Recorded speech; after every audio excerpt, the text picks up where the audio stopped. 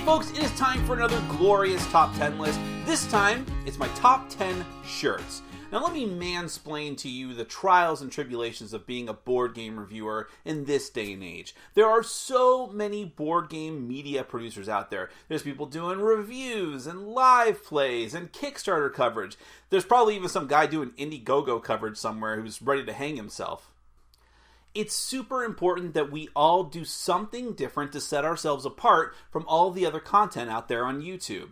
Yes, we all have the giant wall of board games to make up for our tiny penises, but it's not enough. We need a niche. For a while there, I was doing different video series alongside my board game coverage just to do something different. I was reviewing obscure Japanese foods for a while there, but when I started getting compared to Guy Fieri, I had to put a stop to that. I also tried to jump on the bandwagon of those amateur chemistry videos you always see, like where people take common household goods like Coke and Kush balls and mix them together with dangerous chemicals. That didn't go so well. Lost my wife and child. I don't like to talk about it, actually. It was super frustrating. I was beginning to think the only way I was going to become something unique in the board game media industry was by either becoming a woman or not accepting kickbacks from publishers in exchange for access. And I wasn't doing either of those. But then it hit me. Physical characteristics. Every reviewer has something different about their appearance that sets them apart. Hats, giant beards, Jesus clothing. I even tried being the naked reviewer for a little while, with predictable results.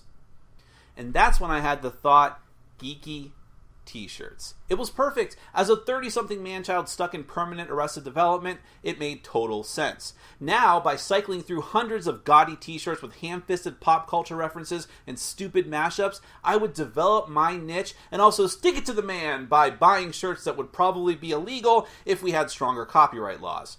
So now, let's get to the list. We are going to honor my top 10 favorite shirts from my collection. I'm not going to keep you in suspense. Without further ado, let's get to it.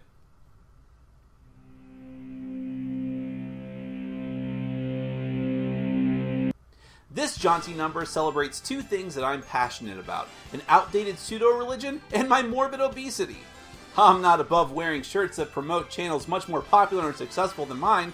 Seriously, Mike, Jay, and Rich, call me. I love you guys! I watched 40 minutes of this movie 15 years ago on TNT with commercials, but that's enough to make me a fan. Hey, I actually liked the ending to Mass Effect 3, so much so that I wrote pages and pages of pornographic fan fiction dedicated to it. Look, guys, I know that this shirt offended a lot of people when I wore it for the first time because, Bill Watterson doesn't allow any kind of merchandising or selling anything like related to Calvin and Hobbes. But I really love this shirt, and it means a lot to me. And I promise that I'm not going to take advantage of this. This is the one and only time that I'm going to do something like this. So, thanks. Ha, psych. I proudly wear this shirt outside of the house to declare to the world I know I'm not going to get laid, and that's fine. This shirt represents the total amount of effort I'm willing to put into the women's rights movement, so enjoy. I also support the rights of minorities because black lives do matter and we need to be more racially sensitive in our culture.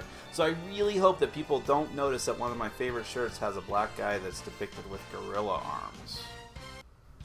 And finally, my number one supposes a hypothetical situation where two incestuous, murderous siblings from the country of Westeros actually gain political power in the United States, which this year actually sounds like a better alternative to Clinton or Trump.